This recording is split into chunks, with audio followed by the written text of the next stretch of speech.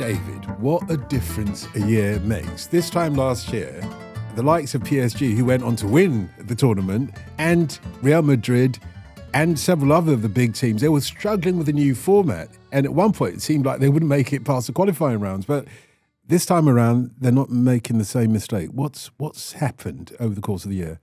Yeah, I don't think they want to be scrambling towards, the end of the stage, what we've got, the group stage right now. And I think they've probably just looked at it that domestically, they need to be in a good position at that time as well. So they can't be having focus on two competitions. I think they kind of, just looking at the Champions League right now, want to win those games and then kind of get it out the way. Just secure their spot and not leave anything to chance at the end. I think that's one of the key things. I don't think it's like a system change or anything to make things different there. If you look at PSG, I think everything about them is quite similar to last year. They're as ruthless as ever. I think it's 20 goals over their last 4 Champions League games, which is extraordinary stuff, really. And then Real Madrid, who are in transition, I think, still. That they're looking at it from a point of view that they've got enough quality to get over the line in these games, and that's why they squeezed out that win over Juve. I guess it's funny. I suppose if you go back to last year, when you don't really know what the points total is for going through, there is more of a temptation to hedge your bets a little, especially if you're looking at it as so many of these elite clubs are from a load management angle. Whereas actually the best way to look at it from a load management angle, trouser all the points you can as quickly as possible, and then maybe you can rest guys at the end, which is kind of what Barcelona did and Liverpool did if we go back to last season. That's the way. Who were the best teams, who were the most successful teams in the league stage. But it's interesting to me how PSG and Real Madrid are approaching it, not only in the sense of we're not going to be caught again, we're not going to be in this position again. And funnily enough, if you looked at the Champions League form in calendar years rather than seasons, if you take it back to when PSG started to get really good, it was really the start of 2025 because it was the back half of the group stages. So really you could say, and you might be able to say, by the end of this calendar year, PSG have had the best Champions League calendar year that you can imagine. They're certainly on for that at the moment because the way that they're going for it, of course, they're thinking, right, okay, it recalls that line that Jay-Z has about ants and sledgehammers, doesn't it? We're just going to completely finish them. Are they still twitching? No? Well, let's finish them some more anyway. That's what they were doing to Leverkusen. Whereas Real Madrid is very different. Now, of course, they're in transition. They're not a settled team. They're not a settled squad quite yet because Xabi Alonso's still working out how they're going to play. And obviously there's a little bit of cultural resistance to his idea of meritocracy at the Bernabeu. Wow, it's pretty wild. But the way they're doing it, and I guess it's partly led by the fact that they were so bad defensively last season, it is a reaction, like you were saying at the top, Dotun, to what went wrong last season. If we're talking about correcting what was wrong, Real Madrid are the better example of that, really, because they're saying, we're not going to give you anything. We're not going to give you anything at all. I felt like they defended really, really well against Juventus. Now, of course, they still needed Thibaut Courtois to show up a couple of times. But I felt the way that Real Madrid defended was quite vigorous and thorough. And given, David, that they've got so many injuries at the back at the moment, that suggests not just individual player performance, but if we're talking about how they've changed things from last year, an actual approach. I still think, from a defensive point of view, they're very much a group of individuals right now. And funnily enough, there was a debate on Spanish radio last night about the game, and they said there was a feeling that Real Madrid sat in a bit too deep. Right. And it's interesting hearing about Real Madrid sitting in too deep. It's something you'd probably level at Atletico Madrid down the years. And I think they probably did. And I think if Xabi Alonso is looking at that game against Juve, he's saying, okay, that's a good base for us to continue building. But in a few months' time, I don't want to be in the same position in games where we're creeping in that defensively, where we're relying on Thibaut Courtois to pull us through. So I don't think they want to be in the position that they're in that Juve game in a couple of months' time. I think they want to be far more progressed from that. Does all of this reassessment of last season explain the 70-odd goals that we've seen over the last few days? 70-odd goals. I think some of it, definitely. I mean, it's remarkable seeing 71 rattled in this week, but I think obviously a lot of that leans on PSG, doesn't it? As you said, I mean, 9 goals in their game against Leverkusen. You can't really call it a 9-goal thriller when one team gets 7 of them, I suppose. But it was entertaining. It was interesting. And it was an example of, this is what we're about now.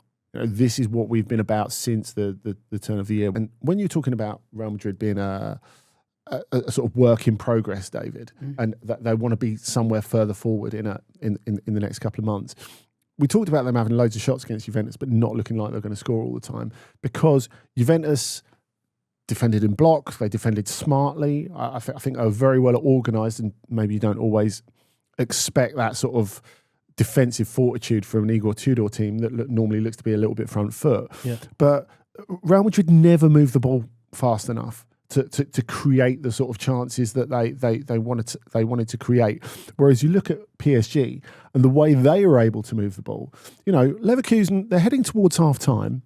They're 1-1. They're thinking, this is fine. We had a stumble trip. We had a player sent off. Now it's 10 aside. We've got ourselves back in the game. And all of a sudden they blink and they're 4-1 down because not just of their individual quality that PSG have got, but the collective quality of what they've got attacking. We're talking about, finishing the format off, the league format off early, winning your games as quickly as you can.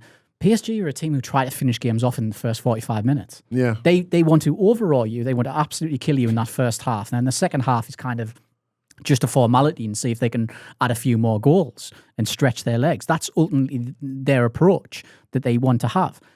So it's interesting to see that. And then and just going back to Real Madrid as well, interestingly enough, you'd think this would be PSG, but I think it's from the opening 3 game rounds of the Champions League this season, it's Real Madrid who's had the most shots.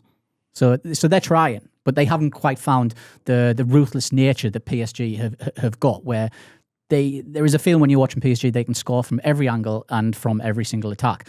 Real Madrid, despite the quality, despite having Mbappe, Vinny Jr. up there, they haven't really got that yet. So you're scared of those individuals, but I don't think you're scared of the swarm, the wave coming that PSG present you with. They've got the players to edge towards that, haven't they? Absolutely. I mean, it's funny, like say Alvaro Carreras, who is a great signing in my opinion, and will turn out to be a real plus for them.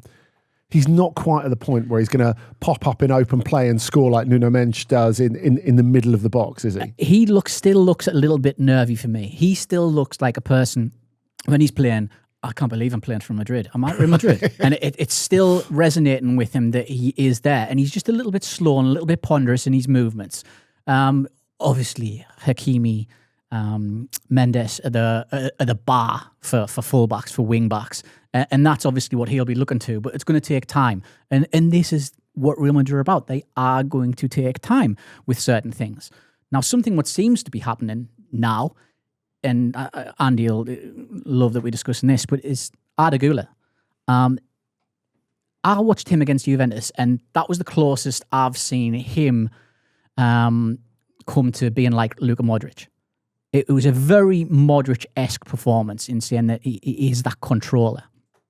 He was interviewed after the game, and he said he feels very comfortable right now. Xabi Alonso's given him a lot of confidence, a lot of belief, and he feels he can play that role, but he can bridge it between other different roles as well. He said, if I can play the 10 if I want to, I can play the 8 if I want to as well.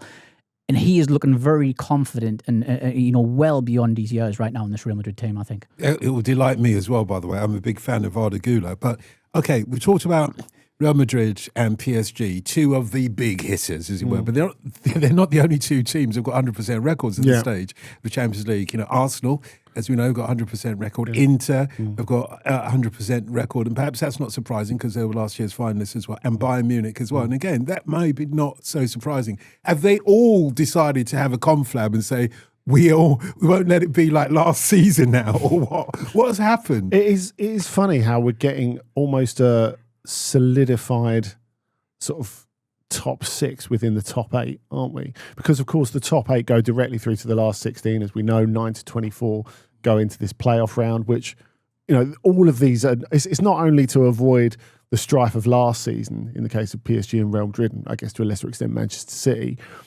They want the extra time off. when it comes to next year. They know that's a tangible benefit because there was the Club World Cup for. I was about to say, that's going to be a big factor as well. They want to get this over and done with because they know it's going to hit them in the new year at that time. And they've got the World Cup coming up. So PSG, if you say to these players, you can have 2 midweeks off in February, they're like, okay, what do I need to do? What do I need to do that? Well, win these games now. All right, well, consider them won. That's pretty much it, isn't it? But I think we're seeing as well, I think if you look at the table, it's, obviously looking at the table at this point when it's 3 games out of 8 in is can be slightly misleading. But on the other hand, I think you look at that top 8 at the moment, the only real outlier is Newcastle in 8th place. Apart from that, they're all like relatively recent finalists or semi-finalists or previous winners. And then just below the 8, you've got Barcelona and Chelsea, who are relatively recent winners as well. So you're kind of looking at it and you're thinking, it's going to be tough to get in that top 8, which, as we say, is a real benefit, is a real desire for these players. So if you're Inter or Arsenal or Bayern, who I think are not 3 teams who are not considered by enough people as genuine contenders for this competition, and they definitely are, by the way, and not just because of the way they played this week, but partly because of the way they played this week. Of course, Arsenal will take the headline because they thrashed Atletico Madrid, who, by the way, are definitely not a contender. But Bayern, like knocking over Club Brugge, who like have thrashed Monaco already this season, given Atalanta a bit of difficulty, and will give other teams a bit of difficulty, is almost as impressive, that result, I would say. Do you think it's you're saying there's kind of a, you look at that top 8, you look at that top 6, and it's the usual suspects in a way, apart from that outlier in Newcastle. Do you think that's an endorsement for the new format, that those clubs are around there, or would you rather see some other clubs there in the mix? Would you rather see a Monaco or a Brugge up there as well? Is it an endorsement for the new format? Is it doing what it's meant to do? Yeah, I look at the bottom part of the table at the moment, and I think that there aren't a lot of turkeys in there. So I would still say the format. I still think last year gave the illusion of jeopardy more than it created jeopardy itself. I think so as well. And so it felt like there was a lot to play for on match day, on the final match day. But how much of it was really that important? It felt a little bit NBA regular season for me last year. In that, you've mentioned the word load management, which has come into football from NBA essentially. And it felt as though during that league format, teams were like, we're good enough. We'll get in there. We'll turn it on when it comes to the knockout rounds. Yeah. And it felt a little bit like that last year for me, far too much. And that's been a big turn off just for people who don't watch NBA. It's been a big turn off for people in terms of how many games they play, and teams don't really try during the regular season because they just kind of know there's no jeopardy there and they're going to get in the playoffs. And it felt a little bit like that. Do you think that maybe explains some of the blowouts, I guess, to use NBA language? Because we've seen quite a lot of those, and we saw quite a lot of those at the beginning last year. I mean, we said about how Leverkusen were kind of in the game, and all of a sudden they get absolutely flattened. Yeah. We saw that if we go right back to the beginning last year, where Dinamo Zagreb lose 9-2 at Bayern right at the beginning. And at one point, they're 3-2 down. They're right back in the game. And then when it goes away from them a bit, there's a sense of, well, a few matches to catch it up, isn't there? Yeah, exactly. And it feels like a lot of these big teams can just turn it on when they want, especially PSG. Yeah. PSG can just, a flick of a switch, and then, like you said, in a blink and miss it, they're up 3 goals. And that's just how it happens. I'm enjoying this. So welcome back, DC. Glad to have you off the bench. Will Antonio Conte ever get it right in the Champions League? Oh my word. You thought for a moment when Napoli got the first goal against Eindhoven, Scott McTominay, as always, got the first goal. You thought, well, this is going to be a bit of a pushover. But how wrong can you be? Well, very, very wrong, and not just you. Yeah. It was a shock to all of us, I think. Now, look, I think it's well documented that Antonio Conte has had difficulties in the Champions League. But what we're going to do is do the tail of the tape and then go back and look at the bigger picture and the statistics, because it sounds more damning that way. Yeah. Because I think if you go back to the beginning of this year's league phase, of course they lose at Manchester City on the opening day, but that's massively conditioned by the sending off Di Lorenzo and, of course, De Bruyne gets dragged and his return to City spoil, etc., etc. But they get a win against Sporting on match day 2, not particularly stylish, but they get there. We're talking about Antonio Conte. It doesn't have to be particularly stylish, does it? And then there's this, which is a game where they're expected to win, a game where they go there and take the lead, and then they concede a goal and it all goes to hell in a handcart. Now, look, if there's one point, and I'm sure there are lots of points that will irritate Antonio Conte about this, there's one point that's going to irritate them. It's the Saibari goal that puts PSV 2-1 up, because PSV have just equalised. And then they caught Napoli, all of them in the PSV half. And Saibari is able to run the length of the pitch, the half length of the pitch and score, which is remarkable. An Antonio Conte team should never be conceding. An Antonio Conte team should never be conceding a goal like that. It just shouldn't happen. And they really struggle to regain the thread. I mean, obviously, there's a debate over whether there's confusion over Lorenzo Luca and his red card. That doesn't really sort of look at the way that they conceded like 3 goals in the last 10 minutes as well. And of course, the amount of criticism, when it's this level of humiliation, and we talked before about teams maybe throwing the towel in when it's going one way, or, managing their efforts, if we're going to put it in more modern parlance, I suppose. And then it just recalls everything that's gone wrong for Antonio Conte in the Champions League. I mean, this is the 5th club he's managed, and the 5th club of name that he's managed in the Champions League, 1 quarter-final appearance in his first season ever in it. It's extraordinary. With Juventus, in which they were completely outclassed by, a very good Bayern Munich side, but very outclassed by Bayern Munich nevertheless. So it does make you think it's just another instance of one of his teams getting it horribly wrong in the Champions League, despite being pretty well equipped. He's a 1-game-a-week manager. That's what he is. He's got a 35% win record in the Champions League.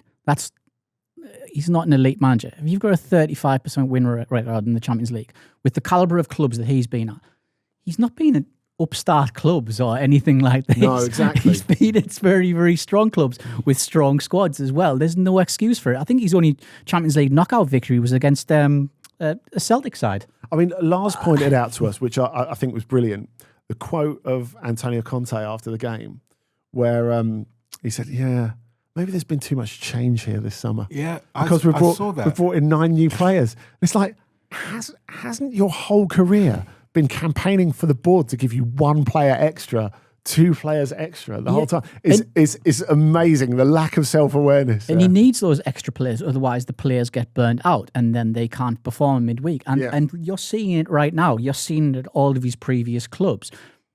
He was asked directly, why haven't you been better in the Champions League as a manager? He literally said, I think he said, I haven't had long enough for clubs. So I haven't been round long enough. And I'm like, why aren't you still at those clubs? There's a reason for it. And the reason is you're Antonio Conte. That is the reason. And it was quite extraordinary. I don't think he's ever going to get it. He doesn't strike me as a guy who's going to change his ways. Well, he said he wouldn't. After this match, when he was asked, you're going to change something. No, why should I change? Are you suggesting that there's something wrong? Yes. Yeah. And yet he doesn't get it. Why not? He's a brilliant league manager. No one's going to dispute that. But there's certain conditions that he needs. He needs a team or a club that is not in any other competitions, in European competition. I mean, it's a great point, because if you think of the first year at Juventus, they've finished 7th the year before. First year at Chelsea, they bottomed out the year before. Of course, he wins the league in both of those. Wins the league in his first year at Napoli, when they'd finished 10th the year before, and they're not in European competition. So David's got a really, really great point. But I guess this is why Aurelio De Laurentiis has met Antonio Conte halfway and gone out there and got him what he wanted, when De Laurentiis, for understandable reasons, is quite parsimonious. And you can understand that. You think of where he took Napoli from, the financial situation on which he took on the club, in which they had to rename, rebrand, relaunch, etc., etc. But Conte has got a lot of what he wanted. Look, he's been unfortunate in the sense that this was a game where they definitely, and the Premier League fans will laugh at this, but they definitely could have done with the injured Romelu Lukaku or Rasmus Højlund. And Højlund, of course, scored 2 goals in the last game against Sporting in the Champions League. But having said that, I think maybe their biggest problem, when we're talking about getting too many players in, and it's easy to ridicule Antonio Conte for saying that, and obviously we or I already have. But I do think there's been such a focus about where do you put De Bruyne in this midfield, and I think that's a legitimate question, but it's also the wrong question, because the question is, where does putting? It was always the best part of their team, the midfield, last season. So certainly in terms of the sort of shape where you end up giving away that goal, like the one they give away to Saibari. Yeah, that's where my problem lies. I think that's the thing, because it's not really about what does it do for De Bruyne. I think, what does putting De Bruyne in do for Lobotka, who was unbelievable last season? What does it do for Anguissa, who was unbelievable last season? Actually, what does it do for Scott McTominay? Because I know he scored 2 in this, but medium term, where's his place in this formation? It just wasn't an area particularly that I thought, it needs improvement there. I thought in wide areas they might have added some players. I thought that's where, traditionally, what you would with the Conte side. I thought that's what, De Bruyne is a lovely player. God, nobody's going to, but I just don't think Napoli was the place or the spot for him. He can, of course, he'll do great things. He's already played a big part.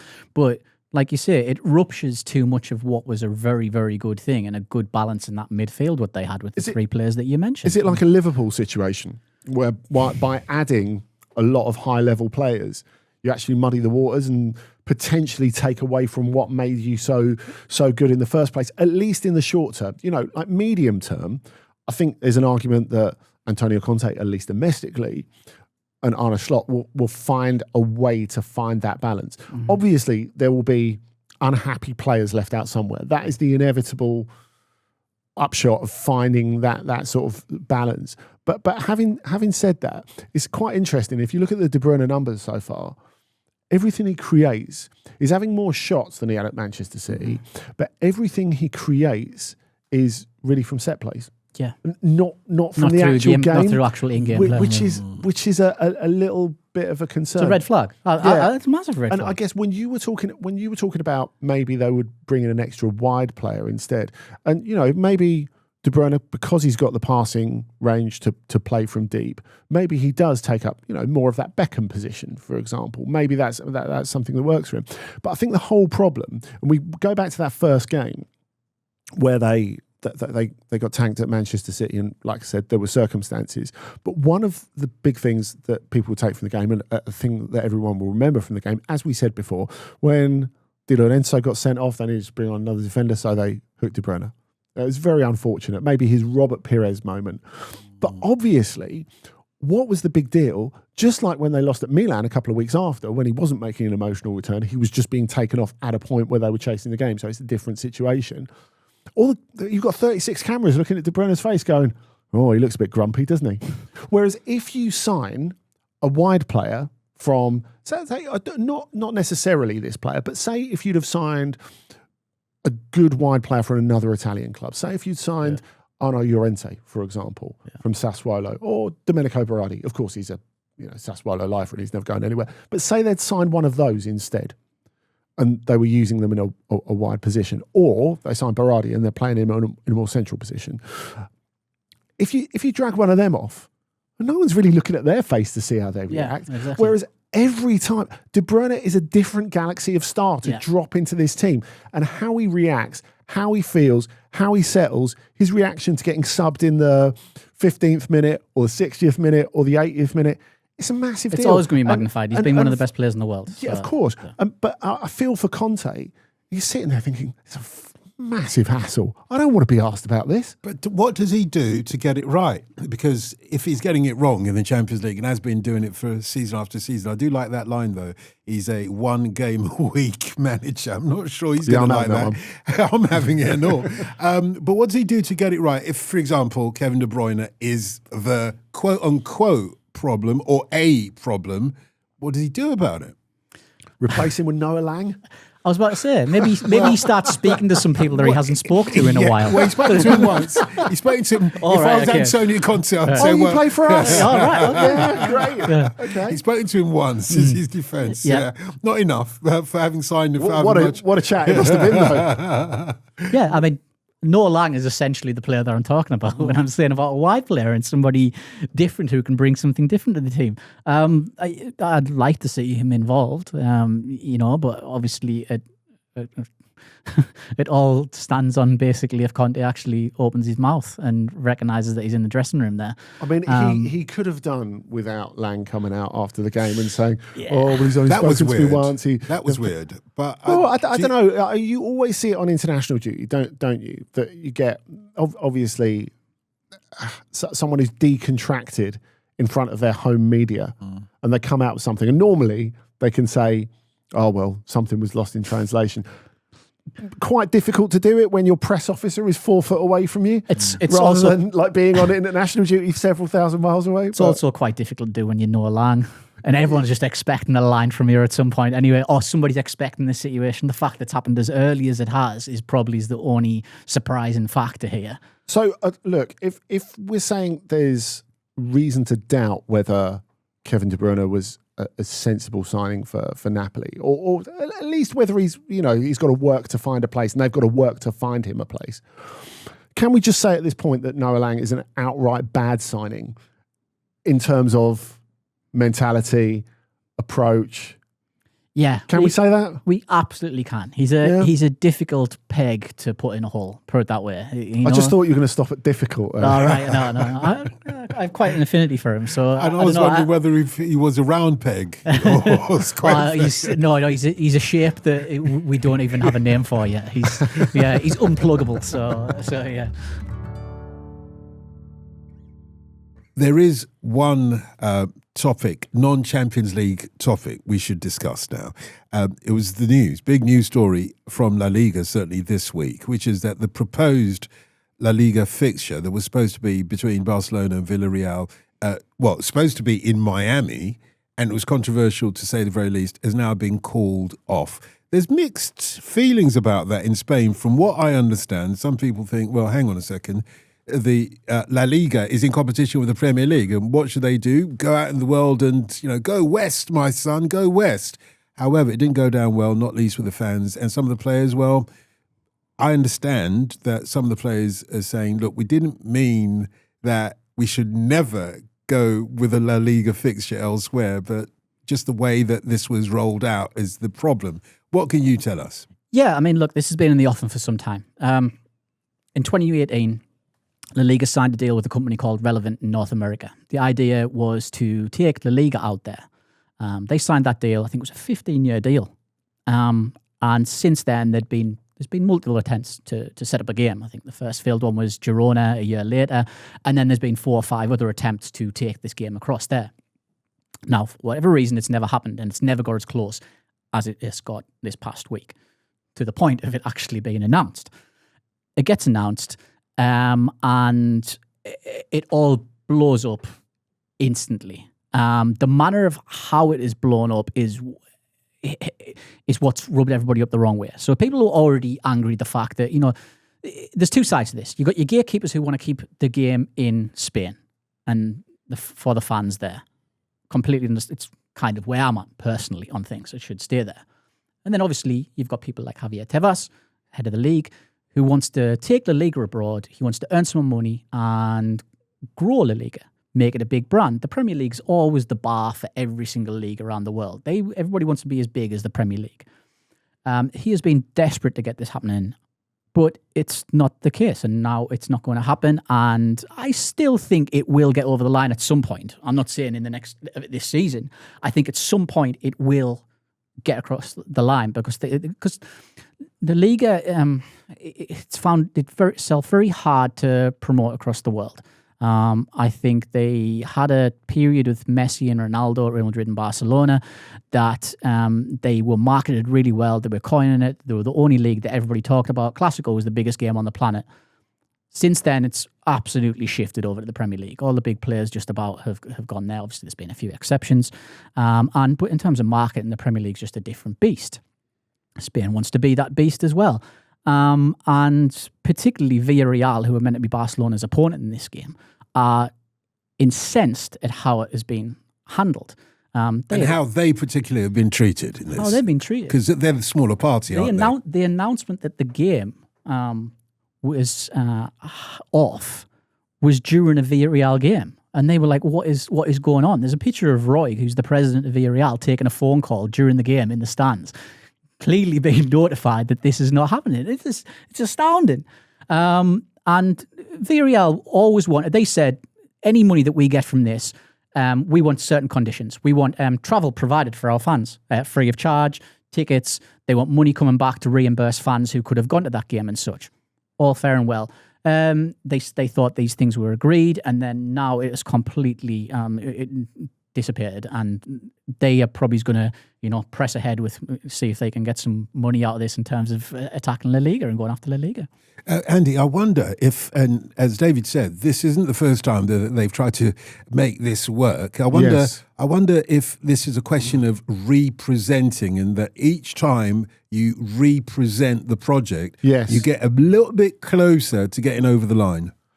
I guess you talked about the way it's presented, and I think that's absolutely right. And I think it always felt like La Liga would be sort of good ground to start off a project like this, because obviously it's highly controversial and justifiably so, having games from like regular season games from a big European football league abroad. But it always felt like if you're going to do it anywhere, you're going to do it La Liga, because you think, okay, Premier League has everything it wants in terms of marketing and expansion.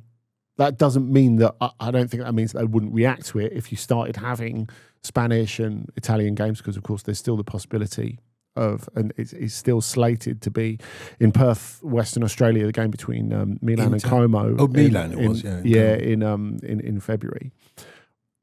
But it's never happening in Germany.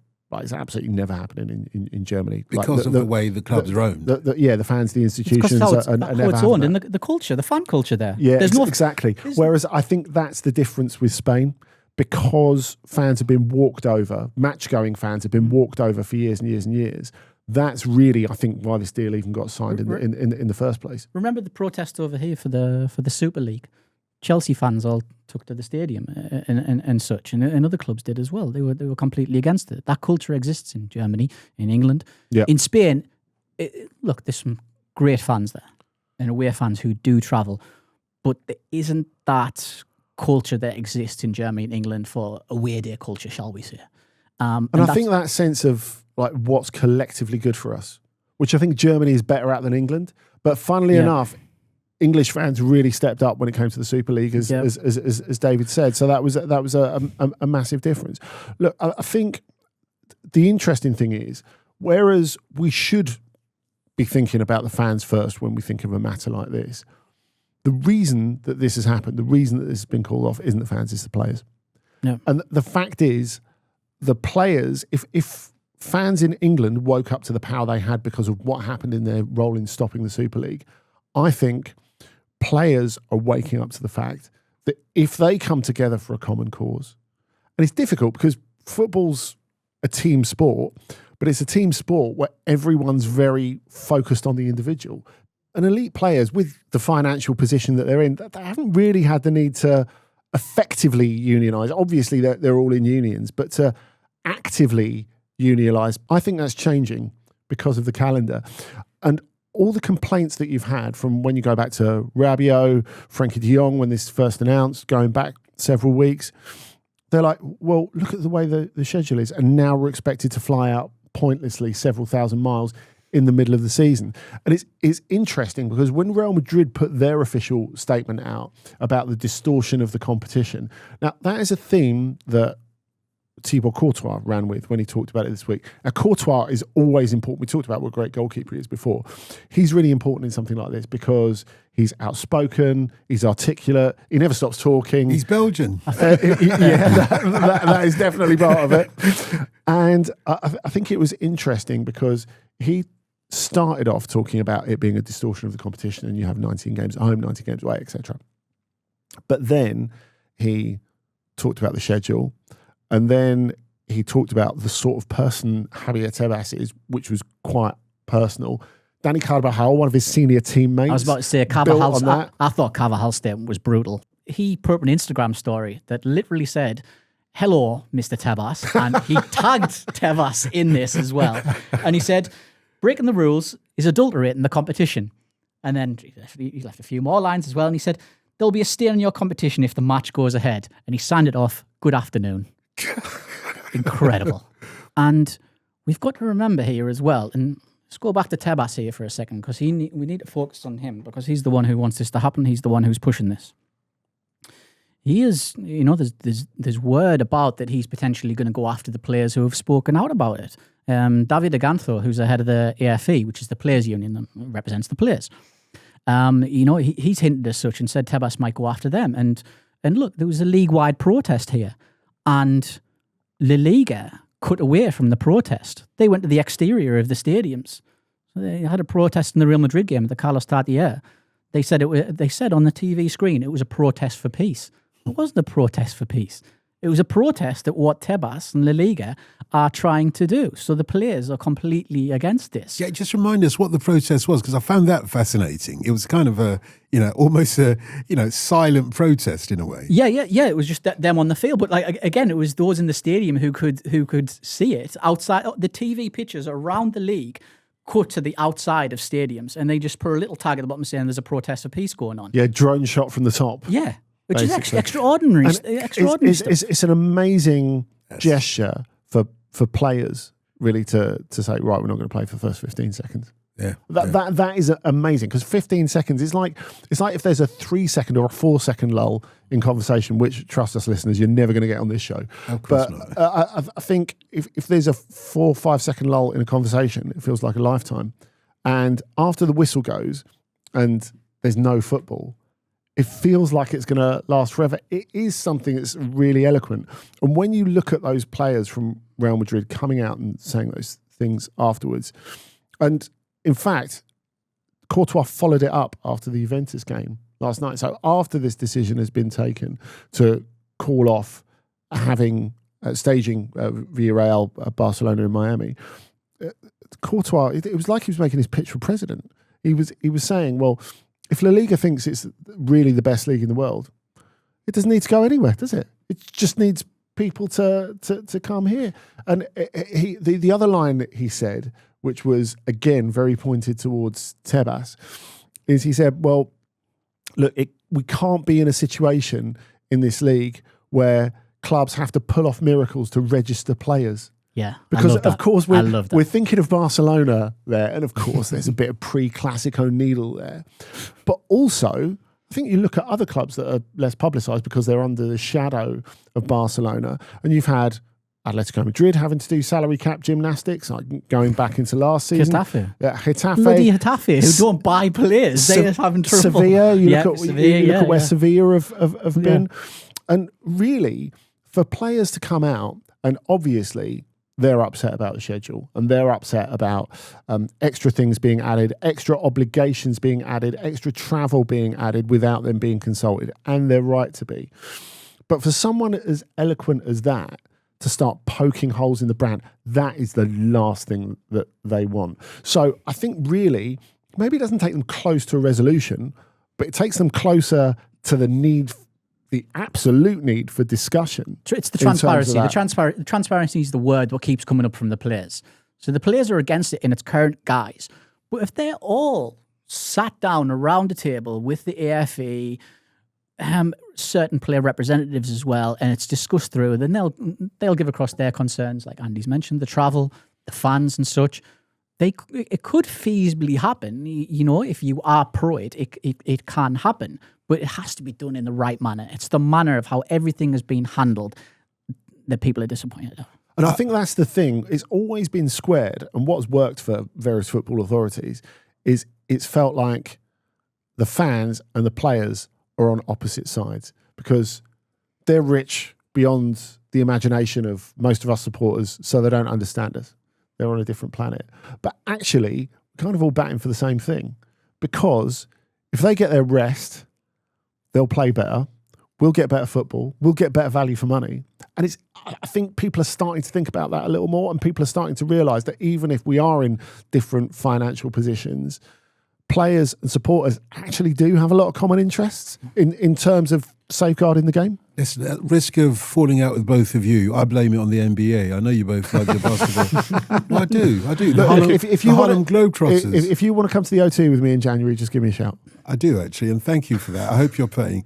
It's time, gentlemen, for us to remind ourselves of our Game of the Week suggestions from last week. Of course, tomorrow on Ask OTC, you'll both recommend a Game of the Week for listeners to enjoy this weekend coming. However, last week, you might remember, Andy, that you picked, for our listeners' enjoyment, Bayern Munich versus Borussia Dortmund. Not a bad pick. It was interesting. I guess if I'd have told you, or I'd have told Borussia Dortmund before the start, that you'd only hear the can twice, maybe you'd be a little surprised and you think, oh, Dortmund are in this.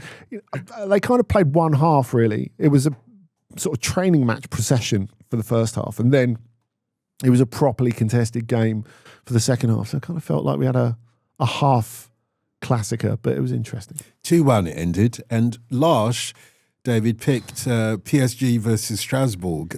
A goal fest? Lars didn't disappoint, as so often is the case with Lars. He picked PSG 3, Strasbourg 3. So an absolute stormer there. Good for him. French game of the season so far.